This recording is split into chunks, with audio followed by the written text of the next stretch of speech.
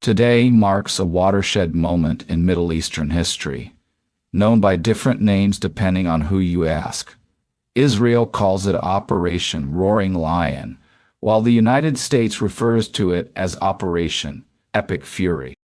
Regardless of what it's called, the impact of today's coordinated assault could reshape the region forever and threatens to drag the world into a prolonged conflict, one the former President Donald Trump had vowed to end.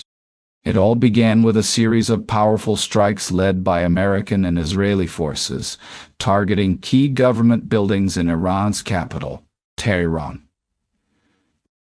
Among the high-profile targets was the Supreme Leader's compound.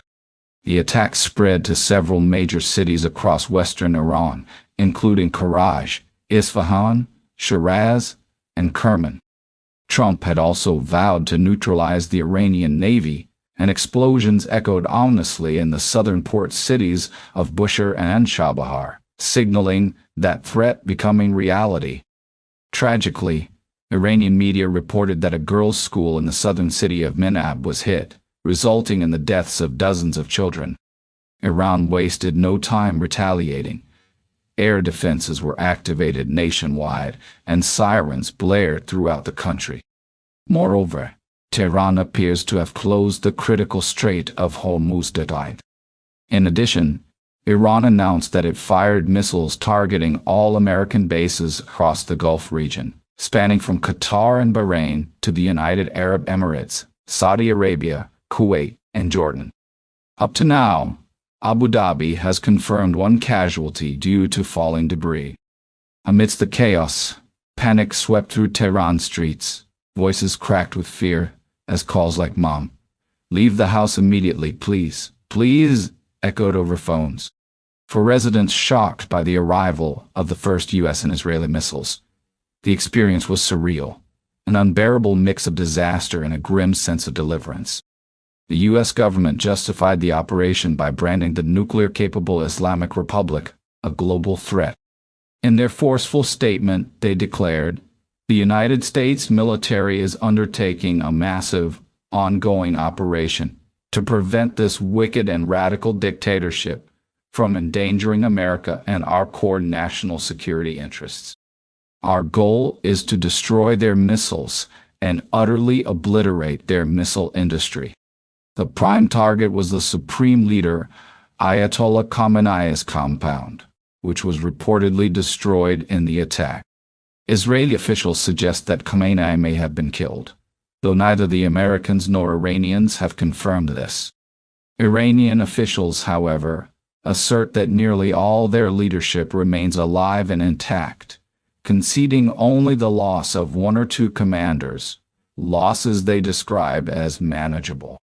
Scenes of devastation have emerged, including the ruins of the girls' school in Minab, the site of a tragic strike believed to have been carried out by either Israeli or American forces. The Iranian government stated that dozens of children perished, but it remains unclear if the school was intentionally targeted or struck accidentally by a misfired missile. Targets linked to the Revolutionary Guard were hit across the country, as Israeli Prime Minister Netanyahu framed the attacks as support for the Iranian population. He expressed hope, saying, "Help has arrived. I believe the day is near when Israel and a free Iran will stand together for security, peace, progress, and prosperity." Iran retaliated swiftly, launching strikes against the U.S. naval base in Bahrain and various American facilities across 7 other countries in the region. Following missile impacts in the UAE and Jordan, Saudi Arabia issued a stern condemnation of Iran's blatant aggression. The statement signified that Gulf countries are aligning firmly behind the United States and Israel at this tense moment. An Iranian missile struck Kuwait airport, leading to the indefinite grounding of planes throughout the region. Sirens blared across Israel, sending people scrambling for shelter in anticipation of further attacks. Iran announced it had blocked the Strait of Hormuz, a vital shipping lane that handles about 20% of the world's oil supply. In a stern warning, Iran's leadership declared to Trump, "Today, We are armed with the most advanced capabilities to fight you for years to come. At the beginning of any conflict, we unleash everything from the bottom of our stockpile. But as the war continues, we will deploy our most powerful missiles, the ones we've kept secret until now. The devastating weapons we've concealed will be revealed and used in the days ahead. Despite this, the regime managed to mobilize some supporters onto the streets, attempting to project an image of fearlessness. Meanwhile, the Americans are hoping their air campaign might inspire those Iranians who protested against their government last month, many of whom were killed, to rise up once more. Addressing the courageous people of Iran, a message urged, "Tonight, the time for your freedom is near. Stay sheltered. Do not leave your homes. The environment outside is perilous with bombs falling everywhere. When the dust settles, take control of your government. This may be your only opportunity for generations." Encouragingly, some people appear to be listening. We received a voice message from a resident of Tehran whose identity we are protecting, he explained. President Donald Trump advised citizens to remain indoors until the bombings conclude, emphasizing the danger of going outside. Many people are heeding this advice, waiting for the attacks to end before taking further action. Later that night, Iran targeted a high-rise in Bahrain, as well as the Fairmont Dubai Palm Hotel in Dubai, an emirate known for its wealth and stability. Now, these cities find themselves on the front line of conflict between the U.S. and Iran, a war with potentially vast and unpredictable consequences for the region. To provide further insight, let's turn to our U.S. editor Anushka Kastana in Washington. Anushka, what is driving President Trump's actions here, and how risky does this situation look? Anushka replies, listening to President Trump's statements overnight, his motivation seems sweeping and ambitious, hinting at the ultimate goal of regime change in Iran. Yet, in recent weeks, his focus has been somewhat narrower, targeting Iran's nuclear capabilities specifically. It appears the president might be emboldened by perceived military success in Venezuela, which reflects in the bold naming of this campaign as Operation Epic Fury. The tone certainly suggests an intent to display strength and decisiveness. Nonetheless, it's important to remember that successive US administrations have grappled with how to approach the Iranian threat over many years. I spoke with someone this morning who participated in these discussions throughout the Biden and Obama administrations. She reminded me that back in 2003, many believed President George W. Bush mistakenly targeted the wrong country. What's that? Let's explore the situation deeper. Previously, there was talk about targeting Iran, but instead, the focus shifted to Iraq. The reasoning was explained in detail. It wasn't just the vast size of Iran that posed a challenge, but also the intricate, multi-layered structure of its regime. This regime has a strong instinct to survive at all costs. Furthermore, the United States was perceived as an unsuitable agent for change in Iran, largely due to its historical actions in the region. This morning, I spoke with another former negotiator, Aaron David Miller, who shared his insights. He mentioned that President Trump has been cautioned repeatedly that hostile actions against Iran would escalate tensions significantly.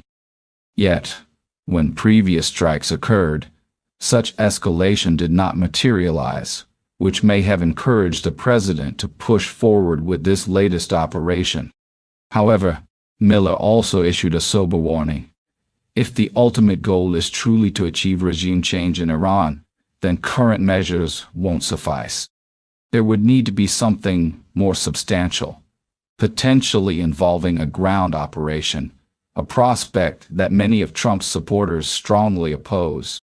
Adding to the complexities the timing. These actions are unfolding amid delicate nuclear negotiations, a precarious situation indeed. The White House views Arab nations as vital partners, yet this overnight operation has deeply upset those relationships. Specifically, Oman had been mediating the nuclear talks. The reaction from the Omani foreign minister was telling.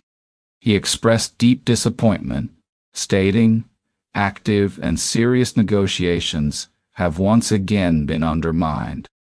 Neither the interests of the United States nor the cause of global peace are well served by these actions. I pray for the innocent lives that will suffer. I urge the United States not to become further entangled. This is not your war. This incident risks eroding trust in the U.S. as a credible negotiating partner." However, Iran's response, including discussion of a possible deal, may lead the White House to view this as a form of gunboat diplomacy. Looking back, when the Iraq War was initiated, there was a lengthy buildup and a UN resolution to justify it. Here, the case hasn't been made so methodically. Some comparisons exist, like claims of missiles capable of striking the U.S. and the concern that Iran's nuclear capabilities could produce a bomb within days. Experts closely monitoring the situation in Iran argue that such threats are exaggerated and not realistic. Still, it's important to remember that Iran's own motivations and statements may not be entirely trustworthy. Breaking news just in. Iranian media reports that the strikes have resulted in 201 deaths and 747 injuries. To provide further analysis, I'm joined by Ken Pollack, a former CIA Gulf military analyst who also served on the U.S. National Security Council and is now Vice President for Policy at the Middle East Institute. Ken, with your experience, do you believe President Trump's claim of an imminent threat was valid? And does this situation carry any legal justification for military action? The evidence suggests Iran did not pose an imminent threat, certainly not to the United States homeland. While President Trump laid out part of his justification in last night's speech, we anticipate more details from other administration officials in the coming weeks. To echo the point previously made, the context and the facts about imminent threats remain deeply disputed. If you thought the lead-up to the Iraq War was chaotic, this current situation is shaping up to make that seem meticulously planned and thought out by comparison. I know you were involved in making the case for the Iraq War, but back then, there was a United Nations process and congressional approval. This time around, there's none of that. Remember, President Bush went before Congress multiple times, and even went directly to the American people. Sure, some statements were misleading or wrong, but generally, there was a year-long campaign to justify the actions. The Bush administration, clumsy as they were, also tried to get other countries on board. This recent move feels rushed, almost impulsive. One big question out there, Kathy, is whether President Trump had been planning a regime change all along, or just made this decision on a whim.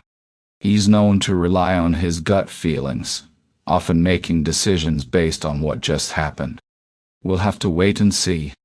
Essentially, this could trigger a very long and complicated war with controversial legality. I understand you're not a lawyer, but this feels like a one-man decision made on impulse. Is there any way to restrain him? Unfortunately, while the U.S. government has 3 branches, and the judiciary has tried to intervene a little, the real check was always supposed to be Congress. But since Trump returned to office, Congress has mostly been passive. Talking about regime change, it seems that's indeed Trump's goal here. But is it even feasible with air power alone? Or will there be a need for ground troops with all the risks that entails? That's the huge $64 trillion question. Changing regimes purely from the air is notoriously difficult. Most attempts over the last 80 years have failed.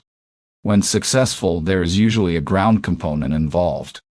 Look at NATO's 2011 campaign in Libya as the closest example.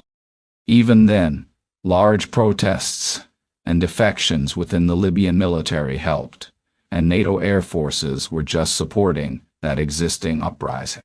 Here, we don't see any sign of such an internal opposition. While new technology might enable the regime to be toppled from above, That opens another issue: chaos afterward. Taking down the regime is one thing. What happens next is a whole different challenge. Ken Pollock, thanks very much for joining us. Now, shifting gears, Israel. Early this morning, the Israeli military confirmed that a bombing operation was underway, describing it as a preemptive strike against Iran. According to their reports, 200 fighter jets targeted 500 locations across Iran. Prime Minister Benjamin Netanyahu framed this attack as an opportunity for the courageous Iranian people to overthrow what he called their murderous regime. Earlier, I had the chance to speak with Israel's former Prime Minister, Naftali Bennett. I opened by asking whether Israel and the United States had just launched themselves into a potentially prolonged conflict with unpredictable consequences. Bennett responded, "No, what we're doing is preventing a far worse scenario a year or two down the line, when we would face a nuclear-armed Iran equipped with thousands of ballistic missiles. We're addressing this threat early, so it doesn't become uncontrollable later." This perspective clashes with former U.S. President Donald Trump's declaration back in June that the Iranian nuclear program had been obliterated, suggesting this war should not have been necessary if his assessment was correct. Bennett explained that the Iranian regime chose to renew their nuclear efforts. Notably, they have begun moving some of their centrifuges beneath Pickaxe Mountain, a facility situated much deeper underground than the Fordo site, making it impervious even to American bombing campaign. If we don't act now, Bennett emphasized, we won't be able to act later. When pressed on the legality of Israel's preemptive strike, especially given the overwhelming military might of the U.S. and Israel compared to Iran, Bennett questioned, should we wait until Iran becomes an unstoppable bully? You must confront such threats when you have the chance, not when it's too late. He acknowledged the risks, including potential chaos and civil war, because the operation aims to influence regime change from the air, something unprecedented historically. Still, he insisted this action is essential to prevent a genocidal regime that openly declares its intent to annihilate Israel. They say it plainly, Bennett reiterated, and they are actively building more missile factories capable of reaching London. Regarding President Trump's desire to topple Iran's regime, Bennett was cautiously optimistic about achieving this goal without deploying ground troops. We're laying the groundwork for the remarkable Iranian people to make their own choice. If they rise up in the streets, that victory will be theirs alone. Freedom must come from within. We can't deliver it to them. They need to claim it themselves. This is, in a way, a gift from the Jewish nation to the Iranian nation, a gesture grounded in history going back 2,500 years. I asked Bennett what would happen if the Iranian population does not take to the streets as hoped. What, then, is the backup plan? He said the alternative is for Iran to completely dismantle its nuclear program. Bennett pointed out that many nations around the world are peaceful, focusing on building their own countries without resorting to aggression. The implication was clear. Iran has a choice: to pursue peace and growth or face continued pressure and conflict. No one wakes up one morning saying, "We want to destroy another country," or, "By the way, we're going to try to acquire nuclear weapons." Yet, that is exactly what Iran is doing right now. If, tomorrow morning, or even 10 minutes from now, Iran decided to simply pursue its own peaceful path and cease wreaking havoc across the Middle East, this entire crisis would vanish. So, do we want to bomb them back to the negotiating table? No. The real hope is that they themselves conclude that enough is enough. If they persist in chasing nuclear weapons, they will be met with consistent, forceful responses until their ambitions fall apart.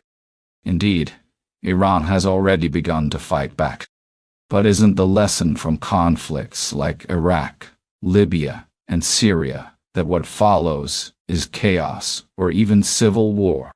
That really depends. Our goal here is clear and simple: to convince Iran to relinquish its nuclear aspirations and to prevent it from developing thousands of missiles capable of threatening families like mine. Moreover, Iran has already launched attacks targeting the UAE, Qatar, Bahrain, and multiple sites across the Middle East. These missiles may not ever reach Iranian soil, but it's important to recognize that this is a terror regime, the regime, not its people, that engages daily in acts of terror worldwide. This cycle has to end. Now, how much of this is about political calculations, particularly Benjamin Netanyahu's strategy with the upcoming general election? To be clear, this is about far more than politics. It revolves around the future security for my children and the hope for a peaceful Middle East. I, as Netanyahu's primary political opponent, stand firmly behind this operation. In fact, I have been calling for a decade for decisive action to strike the very heart of terror at its origin, and that is what is happening now. We all stand united in this. Napali Bennett, thank you very much. Turning to Europe, reactions have been mixed.